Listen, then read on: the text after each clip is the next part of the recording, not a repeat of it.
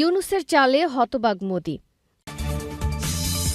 সবশেষে দেখবেন, শেখ হাসিনা দেশের প্রতিটি প্রতিষ্ঠানকে ধ্বংস করেছেন ডক্টর ইউনূস।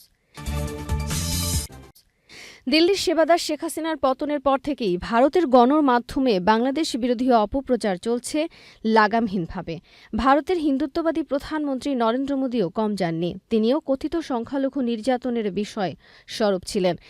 এমনকি মার্কিন প্রেসিডেন্ট জো বাইডেনের কাছেও বাংলাদেশের হিন্দু নির্যাতনের অভিযোগ করেছে। অন্যদিকে বাংলাদেশের স্বার্থের সংশ্লিষ্ট ইস্যুতে ভারতের গণমাধ্যমগুলো যথারীতি নীরব। এ অবস্থায় ডক্টর মোহাম্মদ ইউনূস দারুণ এক চাল চেলেছেন।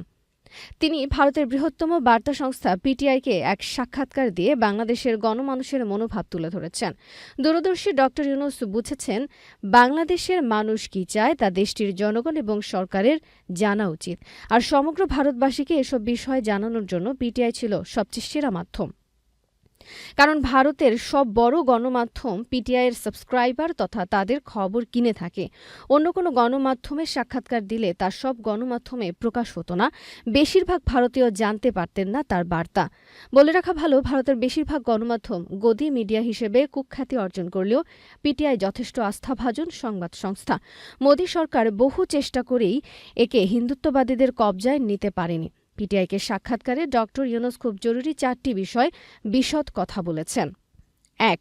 বিচারের মুখোমুখি হওয়ার জন্য হাসিনাকে বাংলাদেশে ফেরত পাঠাতে হবে ভারত সরকারকে। তার আগ পর্যন্ত হাসিনাকে মুখে কুলুপ লাগাতে হবে।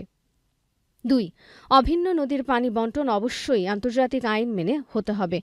ভাটির দেশ হিসেবে এটা বাংলাদেশের অধিকার। তিস্তার পানি বণ্টনে আলোচনা শুরু করতে চায় বাংলাদেশ সরকার। ৩. সার্ককে পুনরুজ্জীবিত করতে হবে। এটা এখন কার্যত মৃত।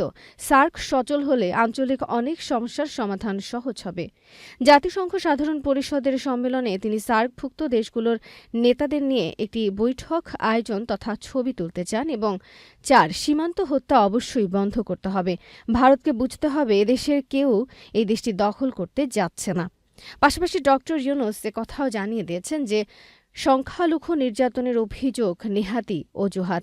একজন সংবাদকর্মী হিসেবে দৃঢ়তার সঙ্গে বলতে পারি, এসব বক্তব্য তুলে ধরার জন্য ভারতের গণমাধ্যমে ছিল সেরা মাধ্যম। এক্ষেত্রে পিটিআইকে বেছে নিয়ে ডক্টর ইউনূস এবং তার টিম দুর্দান্ত কাজ করেছেন। পিটিআইয়ে তার সাক্ষাৎকার ভারতের সব গণমাধ্যমে ফলাও করে প্রচার করেছে। এক্ষেত্রে ডক্টর ইউনূসের লক্ষ্য শতভাগ অর্জিত হয়েছে। দৃশ্যত নোবেলজয়ী ডক্টর ইউনূসের চালে বেচারা মোদি হতবাক।